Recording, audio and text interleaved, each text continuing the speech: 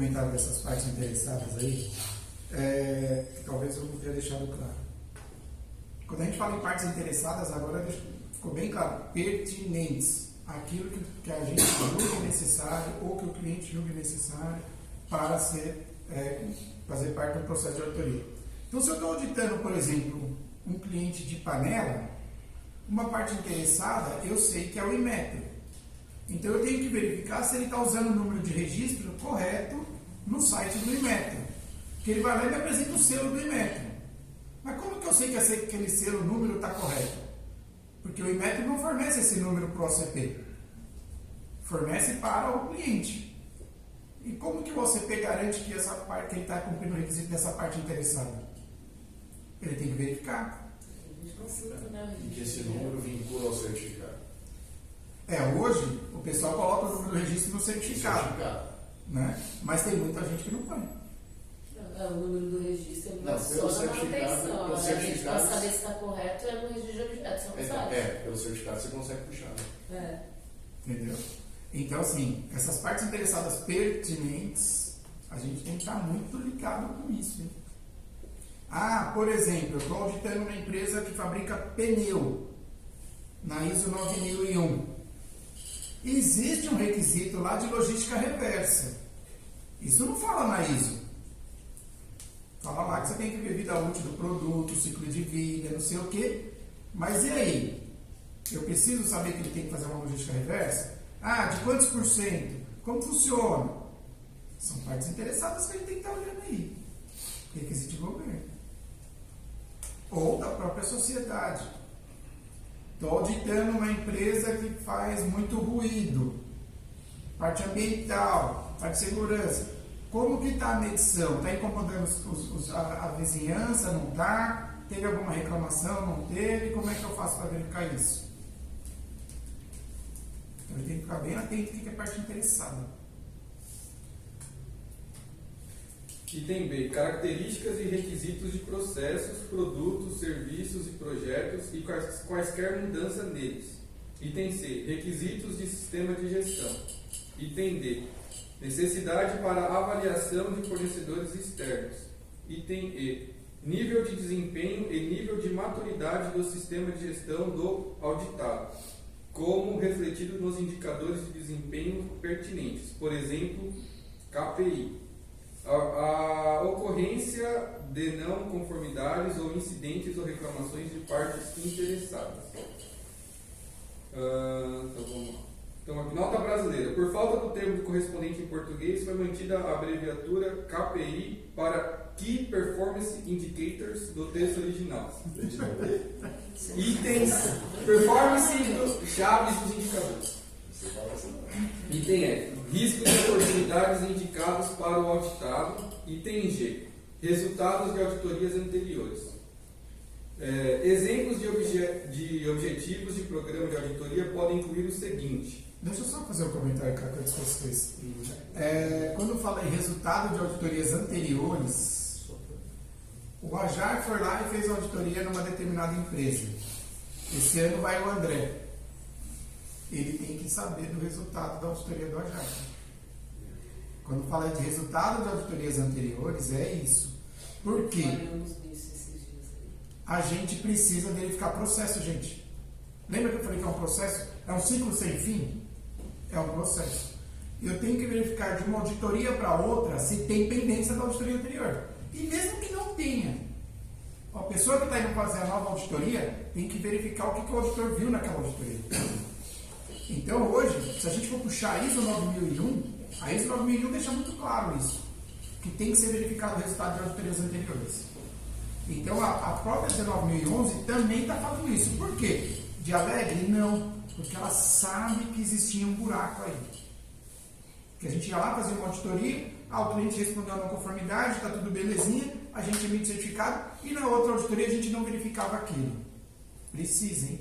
Só fazendo um comentário, até na nossa auditoria interna, foi questionado que, por exemplo, teve uma conformidade na auditoria anterior, aí os auditores vão lá e colocam, fecha aquela auditoria, mas não coloca qual foi a evidência que você verificou para você falar que está fechado. Só tá falando, tá conforme, tá fechado. E aí, mas o que você verificou? Qual foi a evidência? A gente tá também fechando, mas... Então isso daí, lembra lá que a gente falou de integridade, do resultado confiável? Faz parte.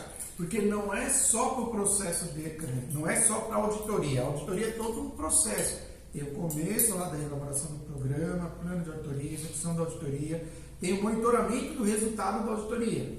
Então a gente tem que estar sempre monitorando isso. Então de uma auditoria para outra, a gente verifica, ficou alguma pendência ou não, a gente vai lá e tenta fechar isso. Não ficou pendência, show de bola, legal, não ficou. Né? Então, o que a gente tem que tomar cuidado e agora passar essas informações para quem está fazendo essas auditorias. A Provence ainda está tranquilo, né? Tem poucos auditores internos, mas eu venho de uma casa que tinha muitos auditores internos, mas bastante mesmo. Tá? Então, imagine, a troca de informação era altíssima. Né? Então, a gente precisa estar antenado com isso. Por que a gente, então, precisa definir os nossos riscos? Existe o risco do auditor ir para uma auditoria e não ter o resultado da auditoria anterior? Então, o que eu vou fazer para mitigar esse risco? Qual a dinâmica que a Provence vai adotar para mitigar esse risco? Né? Qual a dinâmica que a equipe da Ozeto vai fazer para mitigar esse risco? Então a gente mandou um e-mail para já manda lá da auditoria do ano passado, não sei o que agora vai o auditor lá. A gente tem que ter uma regrinha para... A Provence já pensou nisso, né? Falando um pouquinho da parte prática, uma coisa que a gente está pensando em fazer é unificar a pasta dos auditores. Em vez de ter uma pasta André, outra pasta Algiato, para fazer uma pasta só e todo mundo compartilhado com ela. E aí, todos os clientes vão estar lá dentro com todas as auditorias. Então, todo o histórico vai estar lá. A gente não fez isso ainda porque a gente tem que organizar as pastas para que todos os clientes tenham todas as mesmas informações. Mas, aproveitando aqui para já anunciar a dinâmica, né? Uma dinâmica diferente para poder... Porque antes a gente estava prático, né? Era uma pessoa interna e um auditor. Então tudo era muito fácil. Agora são 2 auditores e 3 internos. 3 auditores, né? Tem o pessoal do Nordeste. Tem o Gleidson. Agora ainda tem o Gleidson, então... É verdade. Então assim, à medida que a coisa cresce, né? Por isso que a própria norma, assim, gente, né, a norma é um negócio interessante. Se você for ver, fala assim, não, realmente parece estar falando comigo.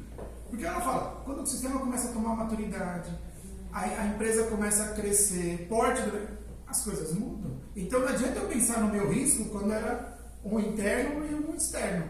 Meu risco era praticamente zero. Aí quando eu começo a cruzar muitas informações, o meu risco aumenta. Mas é porque o processo está falho? Não, é porque eu preciso melhorar esse processo. É natural. Né? E isso daí a gente só consegue fazer à medida que o processo também vai amadurecendo. É assim que a vida funciona. Quando eu estava lá educando meus filhinhos pequenininhos, quando a gente ia sair, eu tacava no carro e ia embora comigo. Hoje, falo, pô, que saudade dos meus filhos pequenos. Não faço mais, por quê? Porque eles cresceram. Eles criaram maturidade suficiente para falar, pai, eu não vou. Pode deixar que eu me viro com a comida. Enquanto eles não tinham maturidade, quem ditava as regras era eu. Agora eles já, né? Quem dita as regras quase é eles lá em casa, né? Então, mas é normal isso. A gente só precisa conseguir enxergar em que parte que a gente se enquadra disso daí. E todo, de verdade, gente, assim, tudo na vida passa por processo de transformação. Vai se adaptando, vai se transformando, vai melhorando, né? Por isso que a norma fala sempre em planejamento, convém que analise isso, convém que analise aquilo, para que a gente minimize possíveis problemas. Pode continuar.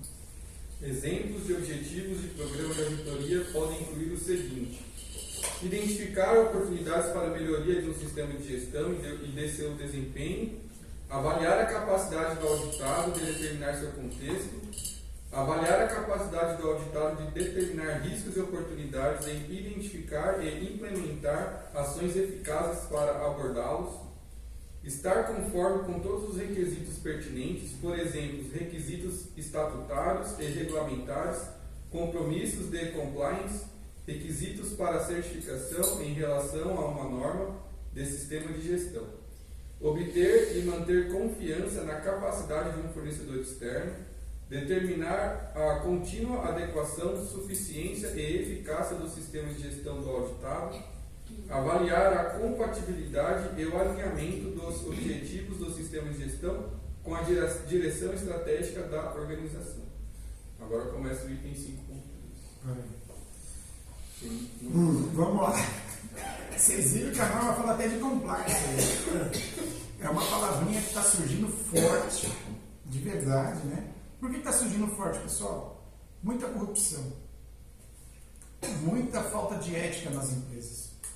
Né? Ainda mais quando se trata com questões de órgão público. Né? Então, a empresa, os auditores, eles têm que começar a se capacitar para conseguir auditar até compliance, é o que está falando aí. Ó. Então, seria interessante também a gente entrar um pouquinho nisso. Existe uma norma específica para isso, tá? Então, assim, nós não vamos fazer certificação de compliance. Né? Quando eu falo nós, a Provence, né? A Useto também não trabalha com isso. Mas é algo que acendeu a nossa anteninha. Eu posso ser leigo nisso daí? Eu posso falar, não sei nem o que é compliance? Não posso. Eu preciso estar antenado com tá as mudanças da situação de mercado. Então a gente tem que ficar esperto. Por quê? Tudo é mutável, lembra que eu falei?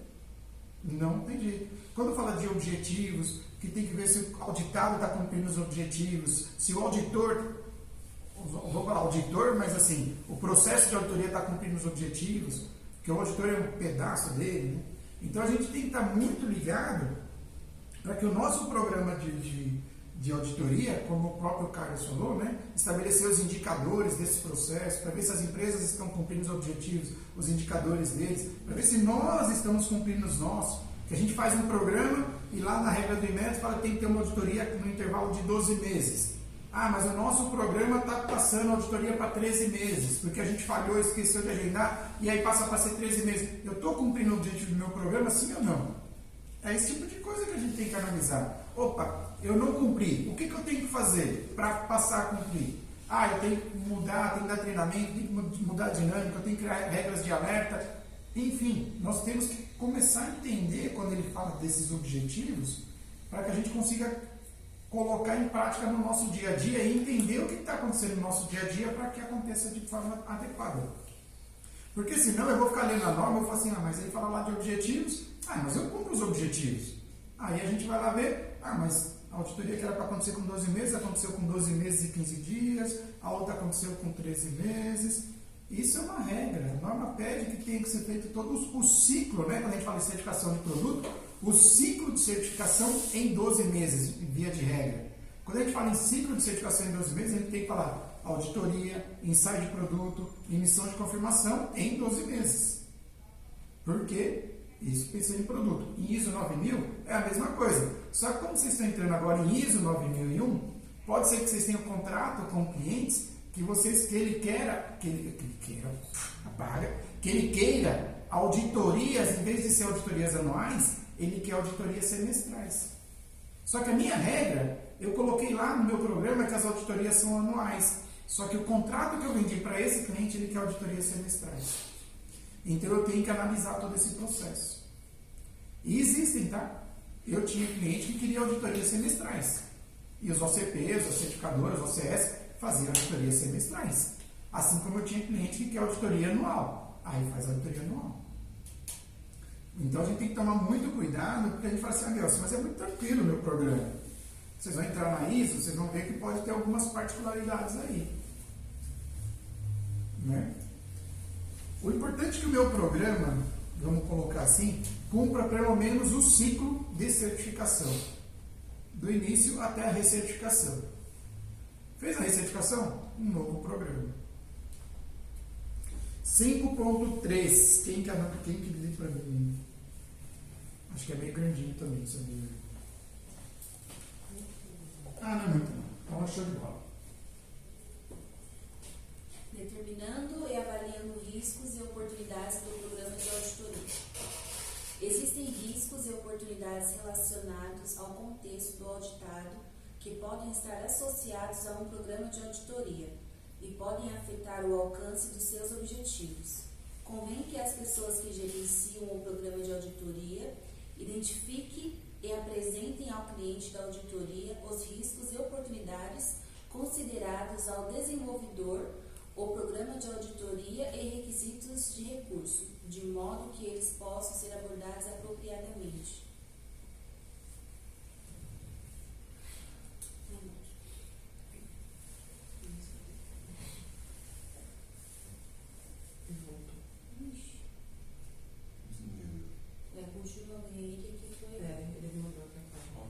Podem existir riscos associados com o seguinte: planejamento, por exemplo, falha em estabelecer objetivos de auditoria pertinentes e determinar a extensão, número, duração, locais e agenda das auditorias. Recursos, por exemplo, dispor de tempo, equipamento e ou treinamento insuficientes para desenvolver o programa de auditoria ou conduzir uma auditoria. Seleção da equipe de auditoria, por exemplo, competência global insuficiente para conduzir auditorias eficazmente. Comunicação, por exemplo, processos, canais de comunicação externa, interna ineficazes. Implementação, por exemplo, coordenação ineficaz das auditorias no programa de auditoria ou não considerar segurança e confidencialidade da informação.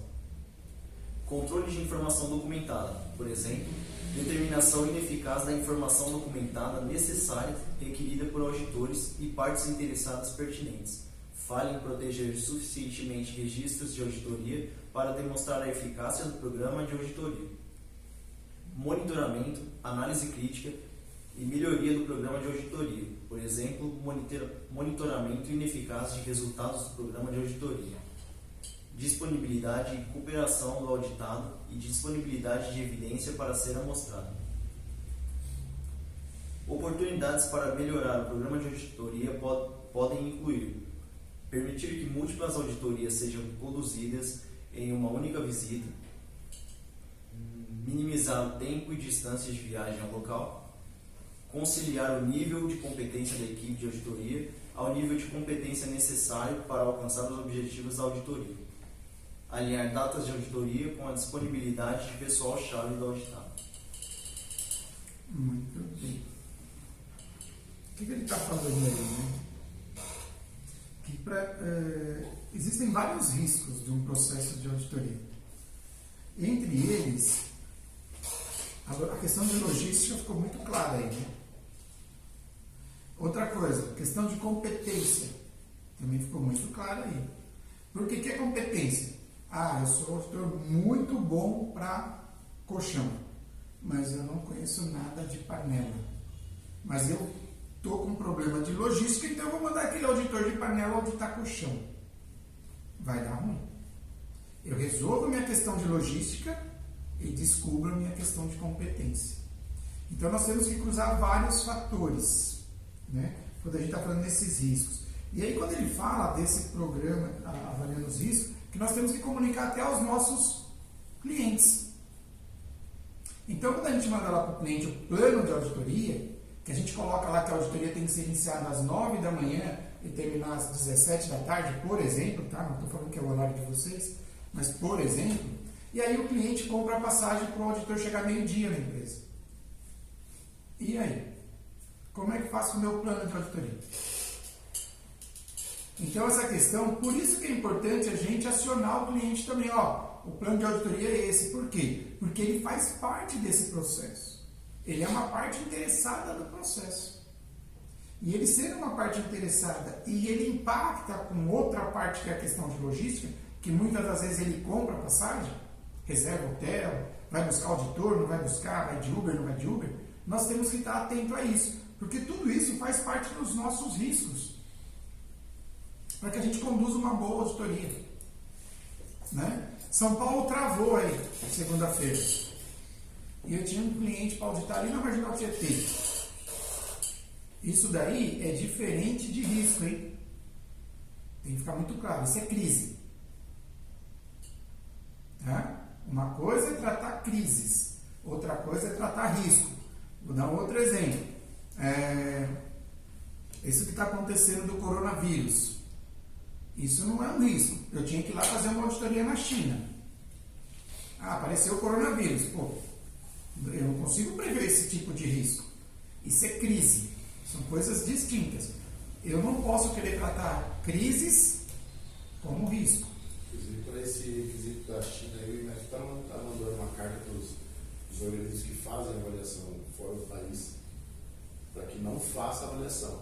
Faça a avaliação, por exemplo, é a primeira manutenção, não, faz só a segunda. Não faz a primeira, não, porque você vai ter o risco de ser contagiado. Então, isso é uma gestão de crise. Não, porque assim, é um risco? Não. É um risco do meu processo de auditoria? Não. Eu nem vou ficar imaginando isso. Ah, caiu o tempo lá em São Paulo, travou tudo, ninguém anda nem para frente nem para trás. Eu não sabia que isso ia acontecer. Agora, o risco do meu processo, sim. Ah, da minha logística, de uma boa compra de passagem, de reserva de hotel, de eu conseguir dimensionar de forma adequada a minha auditoria, do meu cliente estar comunicado que eu vou na auditoria. Porque quando eu trabalhava em outros OCPs, já aconteceu de eu chegar no cliente, né, pegar meu carro e ir 4 horas de viagem, e chega lá, o cara falou: o que você está fazendo aqui? Só nem sabendo. Eu falei: mas eu vim te auditar. Ele: não. Eu falei: como não? A minha equipe interna falou que eu tinha que estar aqui. Aí ele falou: não é o dia da nossa auditoria. Eu já tinha mandado e-mail cancelando essa auditoria e eu estava lá. Graças ao bom Deus, ele falou: não, tudo bem, já que você está aqui, você audita, né? Mas não era hoje. Então, isso são riscos. Eu poderia bater com a cara na porta lá. Ele falou: não, hoje não, lamento muito. Pegaria meu carrinho de volta, mais 4 horas de volta. Né? Então, são riscos da auditoria. Mas existem oportunidades também, né? Que a gente pode começar a tirar de lição isso daí. Ó, se aconteceu isso, o que eu fiz? Eu reportei para a minha equipe interna, falei: ó, aconteceu isso, tal. Então, eles começaram a se aprofundar um pouquinho mais nos e-mails lá para o pessoal de logística. Por quê? Porque isso é muito ruim, né? Eu cheguei lá, o cara falou assim: pô, essa empresa não tem nem organização. É uma certificadora que não consegue fazer uma logística. Isso é muito ruim. Então, desses programas, eles trazem o que a gente fala de lições aprendidas. As lições aprendidas, a gente procura colocar ações, oportunidades, para que elas não voltem a acontecer. Né? Tudo bem até aí? Então vamos para o próximo. Papéis e responsabilidades. Vocês viram que aqui a gente só está falando de programa de auditoria, né? Todos esses requisitos, olha para vocês verem a importância do programa de auditoria. Na nova versão 2012, gente, era um tópico lá e fechou. Na versão aqui, 2018, olha a importância que eles deram para esse programa de auditoria. Tá? Então vamos lá. 541. Aí vamos fazer o 541. Quem leu o 541 depois do 542 é o senhor, tá? Eu vou fazer por item aqui.